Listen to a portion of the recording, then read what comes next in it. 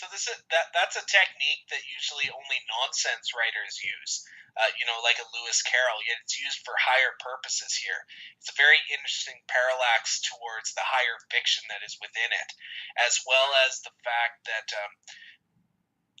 how the acid trip shifts. Sometimes it shifts to different characters too, and Bit is nowhere to be found. Like when Robinson Crusoe kind of takes over the narrative and speaks just in how he sees things. And let me Which I just believe is sections taken from Robinson Crusoe yeah. or slightly altered by yourself. And let me just point out one thing that you haven't mentioned that I just in flipping through it I just noticed again is throughout the whole 920,000 or so words of the first part of chapter 54, we get 5 or 6 times Bit is obsessing upon an old Dear John letter that he got from one of his ex-wives who ran off with Willem de Kooning, the famous painter.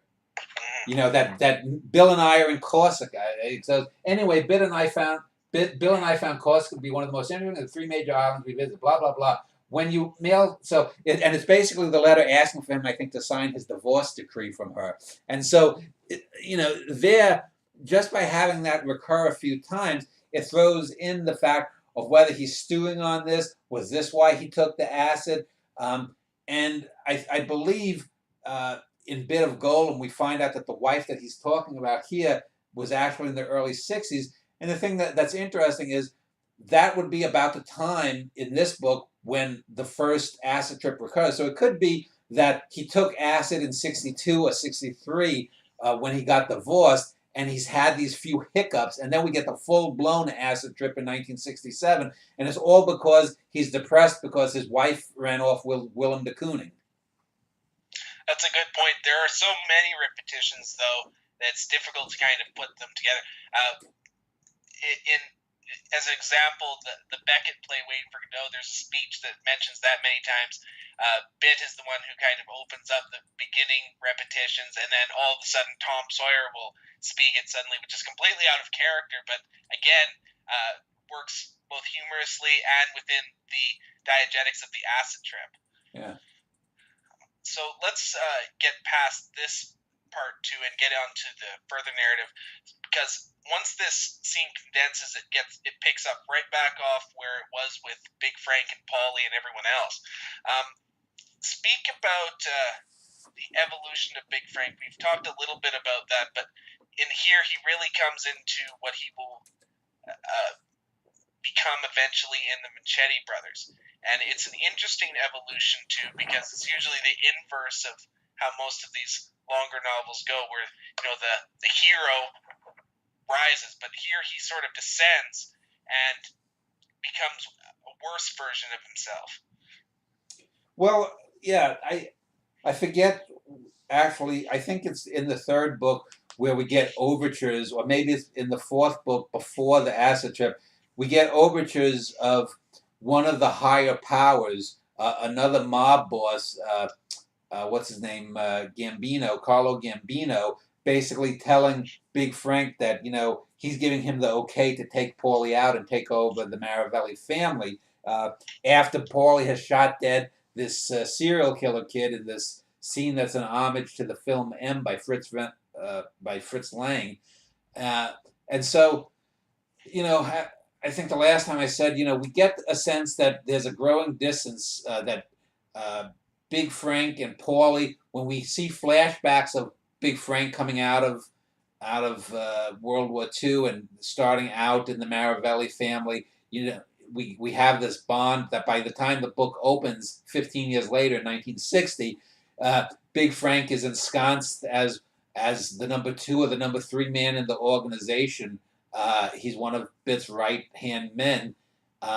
And then we have some things like the ass rape delicious boy thing. We see Big Frank showing somewhat of a conscience about the polluting lakes with waste material where Paulie doesn't give a shit.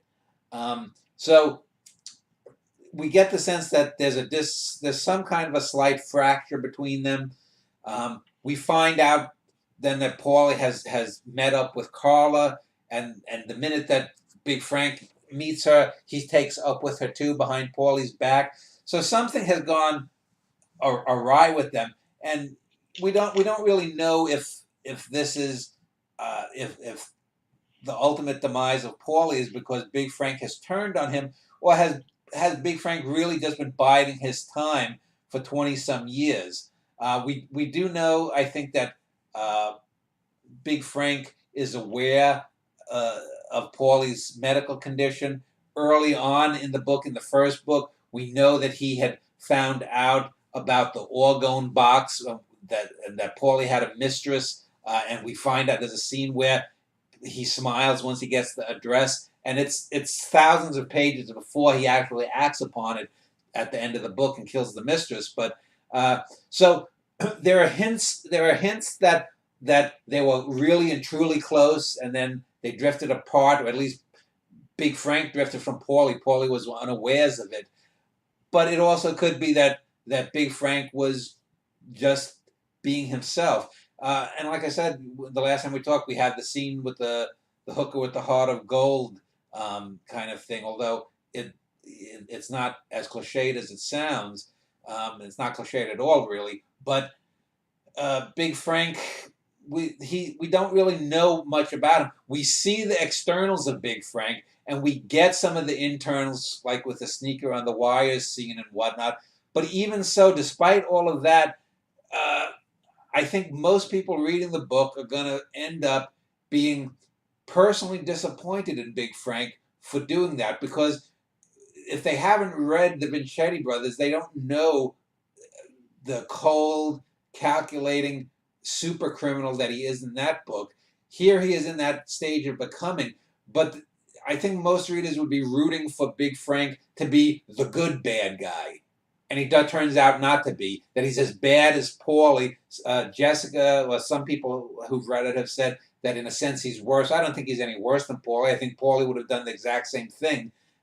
It's just that in this version of reality, it's Big Frank who is the guy who's able to take advantage of Paulie's affection for him. And that's Paulie, as I said, that is Paulie's one Achilles heel. Is Paulie has an undue affection for some people. That's why he tolerates the idiocy of Vito Vincetti. That's why, when Tony Luft comes to him, telling him that his wife is planning to kill him, instead of being insulted or whatnot and threatening to kill Luft, he at some level knows that Luft is telling him the truth. He has this affection for Big Frank, and so the one glimmer of humanity that Paulie has, the one small 0.1% of human decency that he has, is actually the weakness that does Paulie in, and that Big Frank is one of the few people who would know this to take advantage of it. Yeah, and the way that it goes about is throughout the whole of the narrative, Paulie is trying to find out who the Norwegian is, and he eventually gets a photo of him, which is a great sequence, by the way. It leads you to believe it's an introspection Norwegian, but then all of a sudden the narrative stops, and you get this flash, and he's got the picture of Norwegian. Then when they locate him, and this is what I was alluding to before, there's a predictability of how it goes based on how Big Frank looks at the Norwegian. The Norwegian is non-pulsed throughout the whole interaction, and Big Frank is impressed by this. And once he fools Paulie into letting him take the Norwegian with these other three goons, and once he gets the Norwegian to the place of killing, he betrays Paulie and kills the three goons, kills this intermissary of the Norwegians as well, or he lets the Norwegian actually go through it. But because you have got insight into Big Frank's thinking as well as the Norwegians, it doesn't really matter that you know how that sequence will go about. It only matters how the characters interact. Plus, it has probably one of the greatest monologues ever written, with the hermit crab speech. Yeah, and well, let me just clarify. The scene you're talking about, we see early in the book, Bit von Rheingold had seen the Norwegian, because the Norwegian is a fan of Bit's films, And we see Bit at the opening of one of his quote unquote straight films rather than one of his porno films. And he's there with this babylicious Italian actress that he's going out with, this, sort of a Monica Vitti type from an Antonioni film. And I think she's called Monica Mariletti or something like that. And so we see the Norwegian seems to be stalking Bit. And we think that the Norwegian maybe has something against Bit, perhaps. But Bit recognizes him as someone named Bill, which goes to the fact that we know from earlier in the book, and as also the Vincetti brothers, that the Norwegian has many intermediaries. The Norwegian some of his intermediaries may be him posing as other people. We know from the Cleveland scene between the super spy Elias Walker, who appears in his own book later on, that he's called Thomas there. So we know that Bit has probably met the Norwegian, even though he has no idea that he has. And then we get this great thing where, as the media follows Bit into his film premiere, the Norwegian, basically goes across the street to a square and sits on a park bench. And so we get the sense that the Norwegian is going to be doing something dark, perhaps.